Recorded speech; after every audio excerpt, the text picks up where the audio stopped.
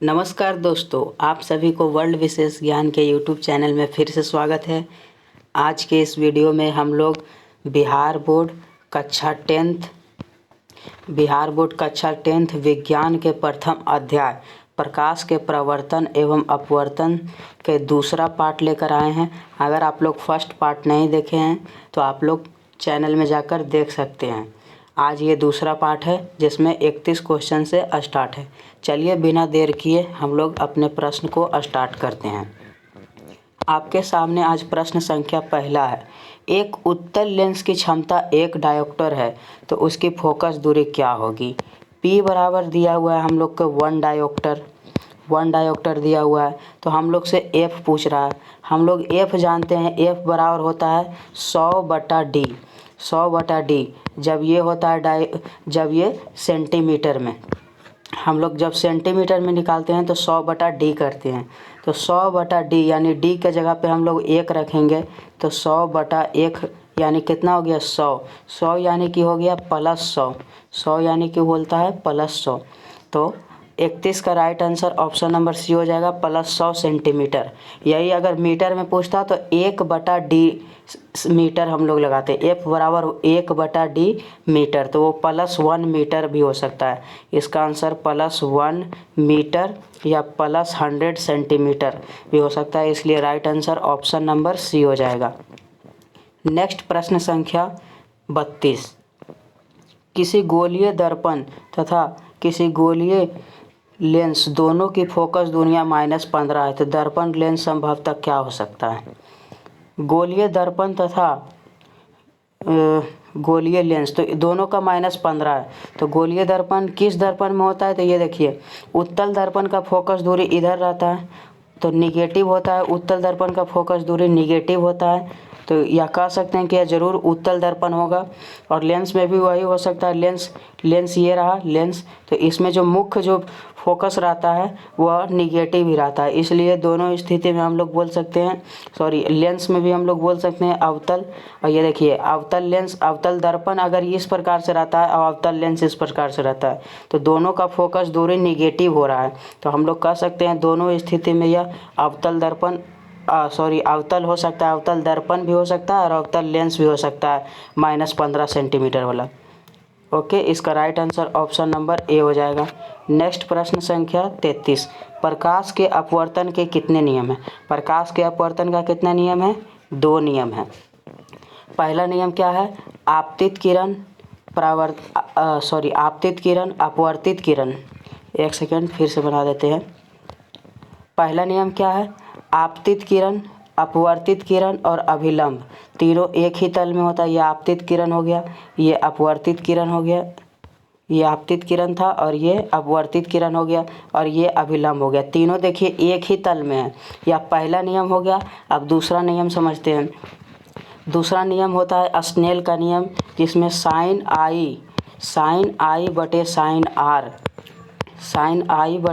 Sign are होता है constant, जिसे हम लोग म्यू कहते हैं। म्यू यहाँ क्या है, अपवर्तनांक है। ये होता है दूसरा नियम।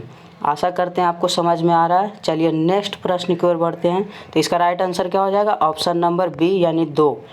अपवर्तन का कितना नियम है, 2। नेक्स्ट प्रश्न संख्या 34। किसी माध्यम के अपवर्तनांक का मान होता है। देखिए, हम अभी बताए थे किसी माध्यम के अपवर्तनांक होता है म्यू से सूचित करते हैं अपवर्तनांक को। किसी माध्यम का अपवर्तनांक म्यू क्या होता है, साइन आई बटे साइन आर। तो हमारा ऑप्शन नंबर देखिए ए में है। ऑप्शन नंबर ए में है किसी माध्यम का अपवर्तनांक म्यू क्या है, साइन आई बटे साइन आर। इसलिए 34 का राइट आंसर हो जाएगा ऑप्शन नंबर ए। चलिए नेक्स्ट प्रश्न संख्या 35 की ओर बढ़ते हैं। एक उत्तल लेंस होता है, अर्थात एक उत्तल लेंस कैसा होता है। तो उत्तल लेंस कैसा होता है, इस प्रकार से होता है उत्तल लेंस। तो किनारों में पतला रहता है और बीच में थोड़ा मोटा रहता है। किनारों में पतला और बीच में मोटा रहता है। तो किनारों की अपेक्षा बीच में मोटा होता है। किनारों की अपेक्षा देखिए बीच में मोटा है, इसलिए right answer option number C हो जाएगा। किनारों की अपेक्षा बीच में मोटा होता है। नेक्स्ट प्रश्न संख्या 36।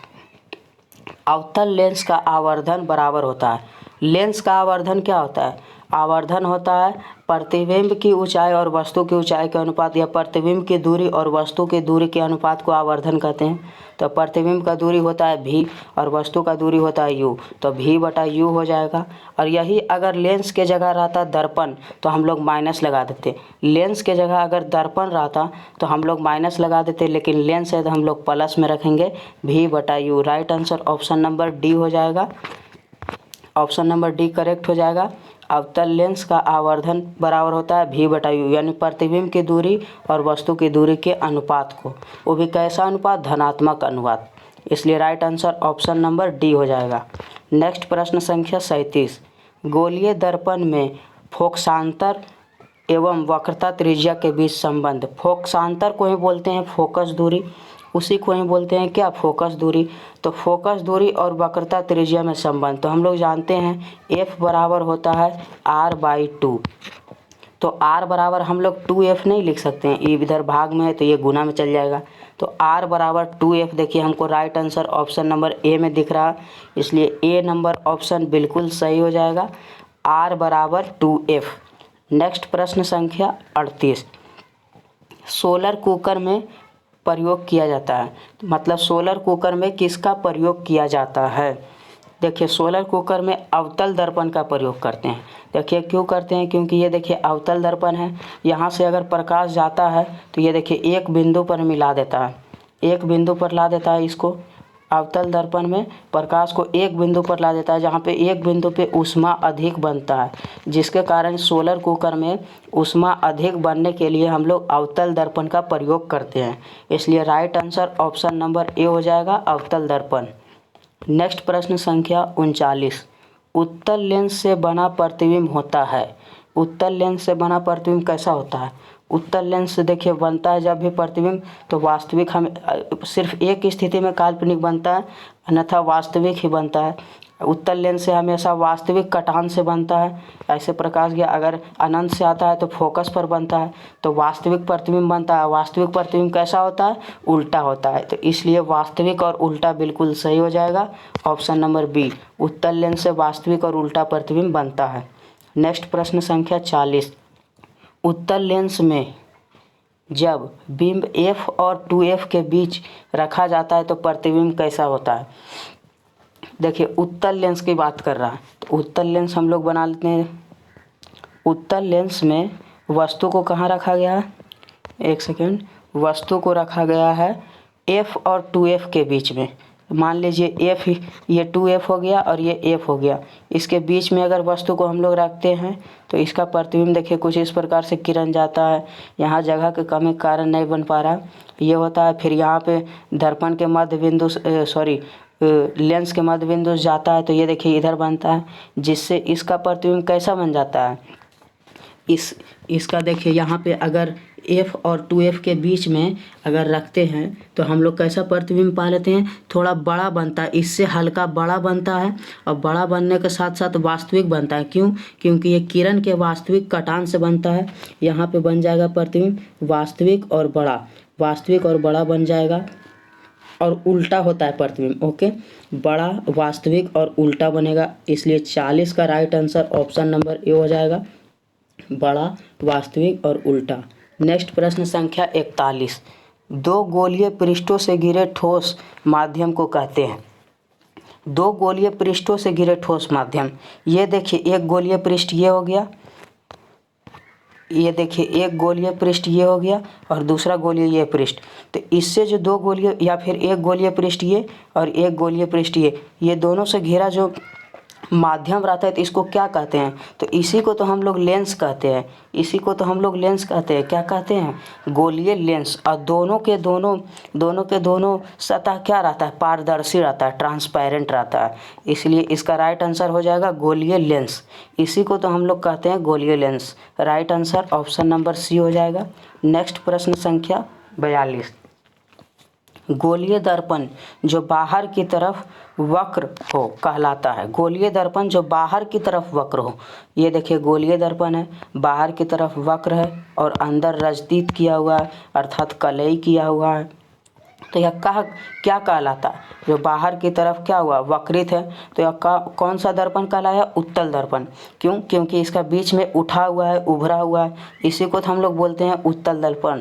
तो right answer option number C हो जाएगा, उत्तल दर्पण। नेक्स्ट प्रश्न संख्या 43, गोलीय दर्पण के प्रवर्तक पृष्ठ के केंद्र को दर्पण का क्या कहते हैं। गोलीय दर्पण मान लीजिए ये है एक गोलीय दर्पण, ये देखिए हमने अवतल दर्पण बना लिया।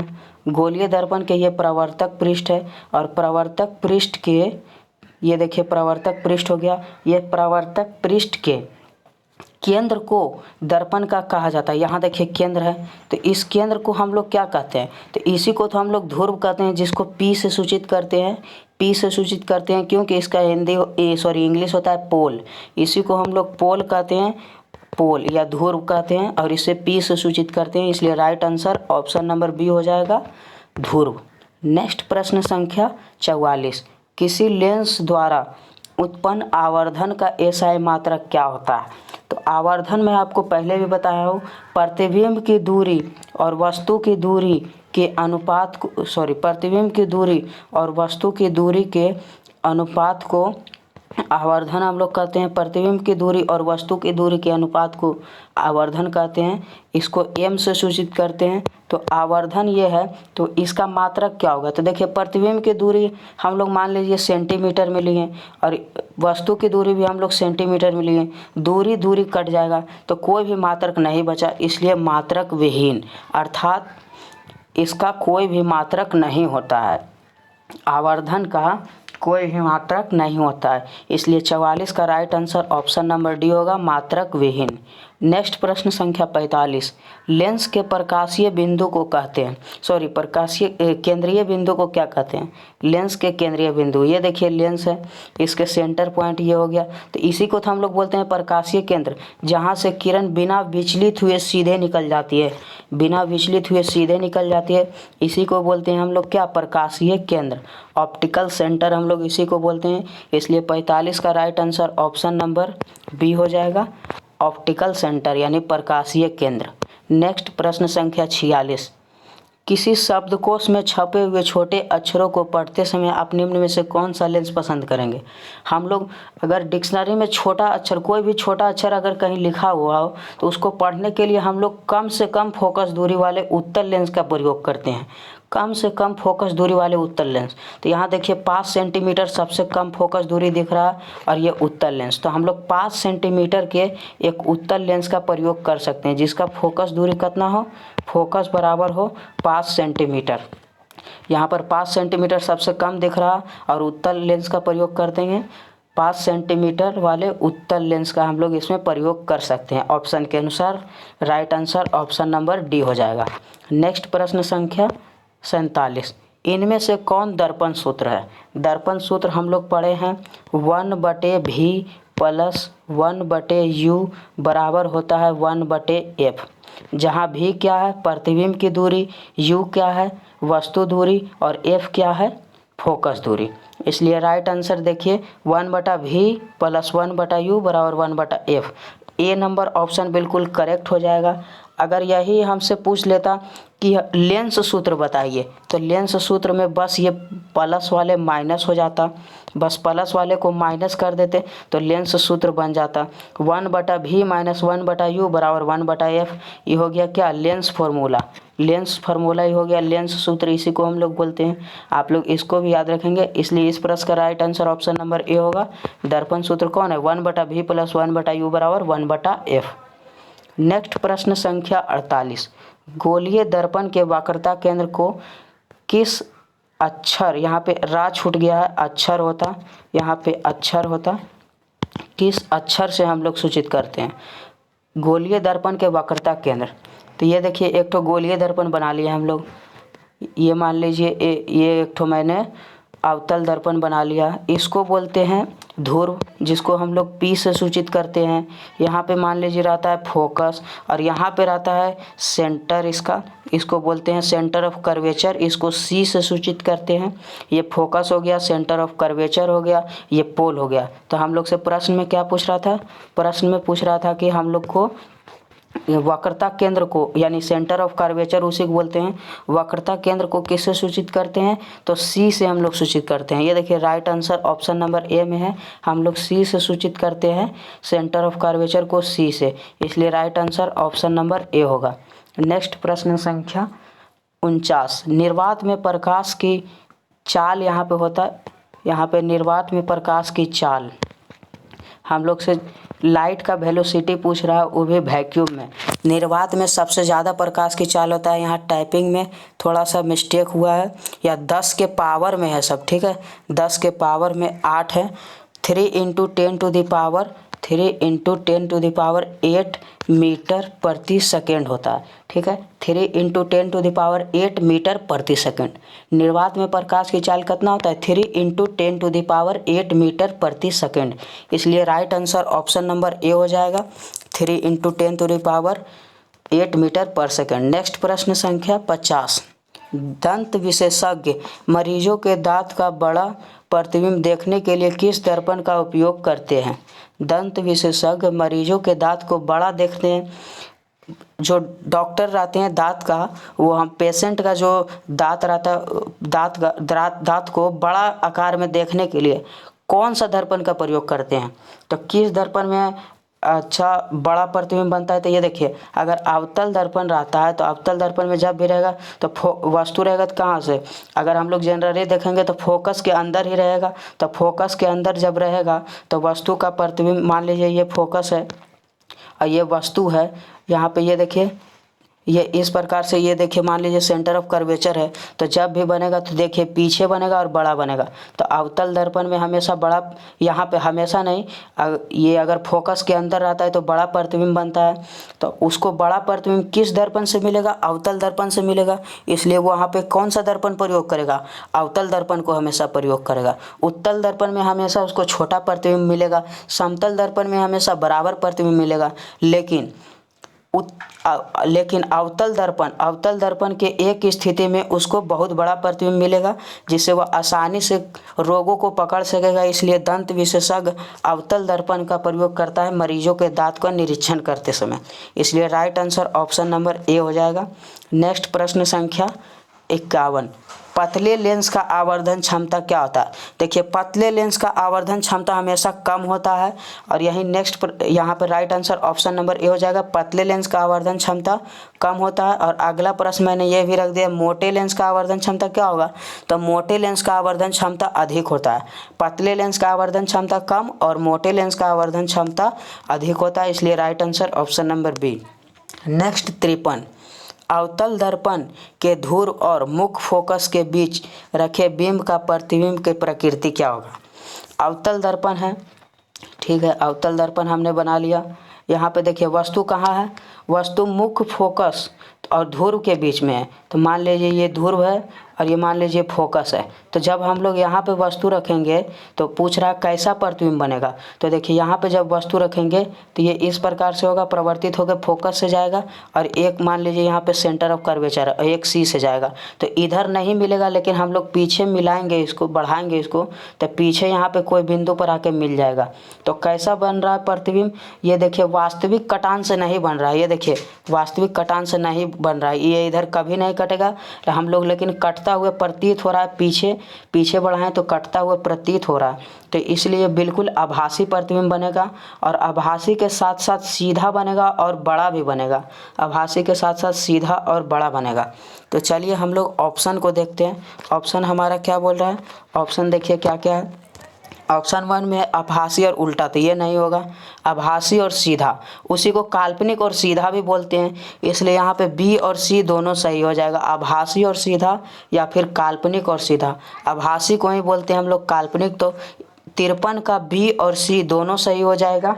53 का right answer option number B और सी दोनों होगा, क्योंकि आभासी को ही हम लोग बोलते हैं काल्पनिक, ठीक है। आभासी प्रतिबिंब को ही हम लोग काल्पनिक प्रतिबिंब बोलते हैं, इसलिए 53 का आभासी और सीधा या फिर काल्पनिक और सीधा दोनों सही हो जाएगा, राइट आंसर बी और सी। नेक्स्ट प्रश्न संख्या 54, उत्तल लेंस का प्रकाशीय केंद्र, उत्तल लेंस का प्रकाशीय केंद्र और मुख्य फोकस के बीच रखे प्रतिबिंब की प्रकृति। ठीक पिछले क्वेश्चन की तरह यह क्वेश्चन भी है, स्पेशल केस में ये पढ़ते हैं हम लोग। ये देखिए उत्तल लेंस है, यहाँ पे प्रकाशीय केंद्र है और ये मान लीजिए फोकस है। इसके बीच में जब रखेंगे तो हम लोग का जो प्रतिबिंब बनेगा, ये देखिए यहाँ से ऐसे गया और ये फोकस से गुजरेगा, और एक हम लोग जब प्रकाशीय केंद्र से एक किरण निकालेंगे तो ये देखिए इस प्रकार से रहेगा और पीछे नहीं कटेगा, ये इधर नहीं कटेगा। तो हम लोग इसको पीछे की ओर बढ़ाते हैं तो इस प्रकार से कटता हुआ प्रतीत होता है। तो इसीलिए इसमें आभासी प्रतिबिंब और सीधा प्रतिबिंब और बड़ा प्रतिबिंब बनता है। आभासी और सीधा, आभासी और सीधा। देखिए आभासी है और सीधा है, इसमें देख लीजिए आभासी है और सीधा, इसमें भी काल्पनिक और सीधा। काल्पनिक सीधा बोले या आभासी सीधा बोले, बात एक ही है। इसलिए उत्तल लेंस में जब प्रकाशीय केंद्र और मुख्य फोकस के बीच में वस्तु को रखेंगे तो उल्टा नहीं बनेगा, सीधा बनेगा। ये देखिए सीधा प्रतिबिंब बन रहा है, और काल्पनिक या आभासी जो भी बोल सकते हैं। इसका भी राइट आंसर बी और सी हो जाएगा, आभासी और काल्पनिक और सीधा। आभासी को ही बोलते हैं काल्पनिक, और काल्पनिक प्रतिबिंब सीधा बनता है। ठीक है, राइट आंसर बी सी हो जाएगा। नेक्स्ट प्रश्न संख्या 55।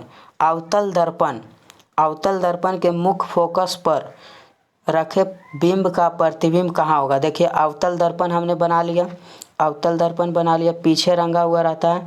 इसके मुख्य फोकस पर मान लीजिए ये एफ है, तो मुख्य फोकस पर रखेंगे तो उसका प्रतिबिंब कहाँ बनेगा। अब मान लीजिए ये क्या है, सी है, यहाँ पे सी है और वहाँ पे मुख्य फोकस है, सेंटर ऑफ कर्वेचर है, और ये मेन फोकस है। तो फोकस पर रखेंगे तो कहाँ बनेगा। ये देखिए फोकस से गया एक प्रकाश, दर्पण से परावर्तन के बाद इस तरह फोकस से वापस लौट गया क्योंकि समानांतर गया, और एक किरण सी से होकर गया। तो ये देखिए पीछे समानांतर हो गया, ये कहीं नहीं मिलेगा, इसलिए इसका प्रतिबिंब कहाँ बनेगा, अनंत पर बनेगा। इसलिए right answer option number C हो जाएगा, अनंत पर बनेगा। जब फोकस पर रहेगा वस्तु तो कहाँ प्रतिबिंब बनेगा, अनंत पर। ऑप्शन नंबर सी बिल्कुल करेक्ट है। नेक्स्ट प्रश्न संख्या 56। उत्तल लेंस के फोकस, उत्तल लेंस के मुख्य फोकस, उत्तल लेंस के मुख्य फोकस पर रखे प्रतिबिंब की स्थिति क्या होगा। ये देखिए उत्तल लेंस है, उत्तल लेंस हो गया, इसके मुख्य फोकस, ये मान लीजिए मुख्य फोकस है, यहाँ पे वस्तु रखेंगे तो कहाँ बनेगा प्रतिबिंब। याद रखेंगे आप लोग हमेशा, जब भी मुख्य फोकस से जाता है तो हमेशा प्रतिबिंब अनंत पर बनता है। तो ये देखिए अगर यहाँ वस्तु है, ये गया प्रकाश की किरणें, अगर समानांतर गया तो इधर फोकस से जाएगा, इधर फोकस से, और ये देखिए, और ये फिर से एक किरण, एक यहाँ पे देखिए प्रकाशीय केंद्र से एक किरण जाएगा तो बिल्कुल समानांतर हो जाएगा, बिल्कुल समानांतर हो जाएगा और कहीं नहीं मिलेगा। इसलिए इसका भी कहाँ बनेगा इमेज, अनंत पर बनेगा। जब भी फोकस पर रहे उसका प्रतिबिंब हमेशा अनंत पर बनता है। आप देख लीजिए कहीं नहीं मिलेगा किरण, और अनंत पर। पीछे भी हम लोग बढ़ाएंगे तो कहीं नहीं मिलेगा, बिल्कुल पैरेलल हो जाएगा, इसलिए कहीं नहीं मिलेगा। तो इसलिए इसका कहाँ प्रतिबिंब बनेगा, अनंत पर। ऑप्शन नंबर सी बिल्कुल करेक्ट है। नेक्स्ट प्रश्न संख्या 57। अवतल लेंस के मुख्य फोकस पर रखे बिंब का प्रतिबिंब की स्थिति क्या होगा। अवतल लेंस है, अवतल लेंस है, उसके अवतल लेंस के मुख्य फोकस पर, अवतल लेंस के मुख्य फोकस पर हम लोग अगर रखते हैं, ये देखिए अवतल लेंस हो गया, ठीक। इसके मुख्य फोकस पर हम लोग रखेंगे जब वस्तु को, तो प्रतिबिंब की स्थिति क्या होगा। तो प्रतिबिंब की स्थिति ये देखिए प्रकाशीय केंद्र यहाँ हो गया, प्रकाशीय केंद्र और फोकस यहाँ होगा, तो यहीं पे हम लोग का प्रतिबिंब बनेगा। अगर यहाँ रहेगा तो हम लोग का प्रतिबिंब यहीं रहेगा। और कैसा प्रतिबिंब रहेगा, काल्पनिक प्रतिबिंब रहेगा और सीधा प्रतिबिंब रहेगा। काल्पनिक प्रतिबिंब रहेगा, सीधा प्रतिबिंब रहेगा, इसलिए right answer option number B हो जाएगा। नेक्स्ट प्रश्न संख्या 58। अवतल लेंस के सामने, अवतल लेंस के सामने अनंत पर रखे बिंब का प्रतिबिंब की स्थिति क्या होगा। अनंत पर रखे बिंब के स्थिति क्या होगा। देखिए अवतल लेंस है, ये देखिए अवतल लेंस है, ये देखिए अनंत से प्रकाश की किरणें आई है, तो ये देखिए फोकस से जाएगी, यहाँ से अनंत से आई है किरणें, सॉरी एक मिनट, इस प्रकार से जाएगी फोकस से। यहाँ पे अगर ये किरण आती है तो ये फैल जाती है, ये बिल्कुल इस तरह से नहीं जाती है, फैल जाती है। ये देखिए फिर से अनंत से आई किरणें और इस प्रकार से फैल जाती है। यहाँ पे ये देखिए इसको पीछे की ओर बढ़ाते हैं तो फोकस पर बन जाता है। तो अनंत से आते हुए किरणें का कहाँ बनता है, फोकस पर। अनंत अवतल लेंस में अनंत पर रखे प्रतिबिंब का बिंब का प्रतिबिंब कहाँ बन जाएगा, फोकस पर। अनंत रहेगा तो फोकस और फोकस रहेगा तो अनंत, इसलिए right answer option number B हो जाएगा, फोकस पर। नेक्स्ट प्रश्न संख्या 59, अवतल दर्पण के सामने अनंत पर रखे बीम का प्रतिबिंब की स्थिति क्या होगा। देखिए अवतल दर्पण है, ये अवतल दर्पण बना लिए। अवतल दर्पण के कहाँ है, अनंत से, अगर ये अवतल दर्पण है और अनंत से आ रहा है एक ठो प्रकाश की किरण, ठीक है, तो ये हमेशा फोकस से जाएगा। ये देखिए मान लीजिए फोकस से अनंत से आया, फोकस से गया, फिर एक किरण अनंत से आया, फिर फोकस से जाएगा, तो यहाँ पे कहाँ प्रतिबिंब बन गया, यहाँ कट रहा था इसलिए प्रतिबिंब यहाँ बनेगा और प्रतिबिंब छोटा बनेगा। कहाँ बन जाएगा, फोकस पर बनेगा, वास्तविक बनेगा और छोटा बनेगा, ठीक है, फोकस पर ही बनेगा और वास्तविक और छोटा, इसलिए right answer option number D हो जाएगा। इसको रे डायग्राम बोलते हैं। आप लोग इसको बनाने के लिए अच्छी तरह सीख जाइए, ये आपके एग्जाम में बहुत प्रश्न इससे पूछने को कई बार आ चुका है, ठीक है। नेक्स्ट प्रश्न संख्या 60, लेंस के प्रकाशीय केंद्र से गुजरने वाली प्रकाश की किरणें अपवर्तन के पश्चात, अगर ये देखिए लेंस है कोई, मान लीजिए एक उत्तल लेंस बना लिए, इसके प्रकाशीय केंद्र से अगर कोई किरण जाएगा तो वह बिना विचलित हुए, बिना मुड़े सीधे निकल जाएगा। ऐसे अगर गया तो वह बिल्कुल सीधे निकल जाएगा, बिना मुड़े, बिना विचलित हुए वह सीधे निकल जाता है। तो देखिए बिना विचलन के निर्गत हो जाता है, इसलिए right answer option number C हो जाएगा। बिना विचलन के निर्गत हो जाता है, right answer option number C. Next प्रश्न संख्या 61, मुख्य फोकस से गुजरने वाली प्रकाश की किरण, मुख्य फोकस से गुजरने वाली प्रकाश की किरण उत्तल लेंस से अपवर्तन के पश्चात क्या होता है। देखिए कोई भी किरण जब मुख्य फोकस से ऐसे जा रहा है तो उत्तल लेंस है, उत्तल लेंस यहाँ होगा, लेम लिखा गया, लेंस हो गया। उत्तल लेंस से अपवर्तन के पश्चात क्या होता है, तो वह समानांतर हो जब मुख्य फोकस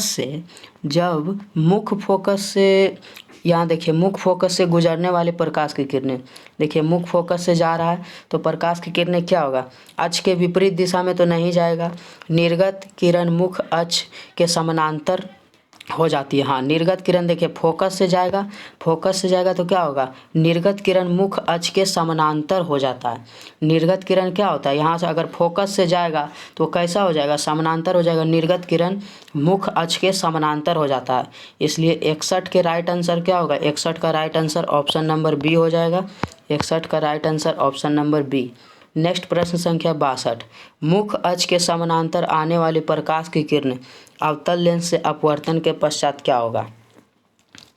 देखिए मुख्य अक्ष के समानांतर, ये देखिए एक ठो अवतल लेंस हम लोग को बनाना है, कोई दिक्कत नहीं है, हम लोग अवतल लेंस बना लेते हैं। ये देखिए अवतल लेंस हमने एक ठो बना लिया, इसमें क्या बोला है, अवतल लेंस के अक्ष के समानांतर, ये अक्ष हो गया, इसके समानांतर कोई प्रकाश की किरण गया, ठीक है, तो क्या बोल रहा है, तो प्रकाश की किरण लेंस से अपवर्तन के पश्चात क्या होगा, तो लेंस से अपवर्तन के पश्चात ये देखिए ऐसे जाएगा, इस प्रकार हो जाएगा।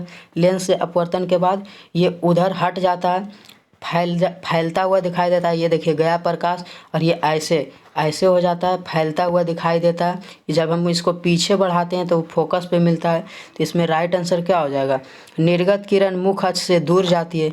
निर्गत किरण मुख्य अक्ष से क्या होती है, दूर चल जाती है। निर्गत किरण मुख्य अक्ष से दूर चल जाती है, इसलिए right answer option number D हो जाएगा। ठीक है, इससे पहले वाला प्रश्न देख लेते हैं। मुख्य फोकस से गुजरने वाली प्रकाश की किरण उत्तल लेंस से अपवर्तन के बाद, ये देखिए मुख्य फोकस से जा रहा है तो उत्तल लेंस से अपवर्तन के बाद क्या होगा, निर्गत किरण मुख्य अक्ष के समानांतर हो जाएगा, बी बिल्कुल सही है। 62 का हो जाएगा डी, 62 का डी बिल्कुल करेक्ट हो जाएगा। आज टोटल 32 क्वेश्चन हुआ है। चलिए आज का क्लास यहीं बंद किया जाता है। अगर वीडियो पसंद आया तो बिल्कुल वीडियो को शेयर करें। बहुत बहुत धन्यवाद।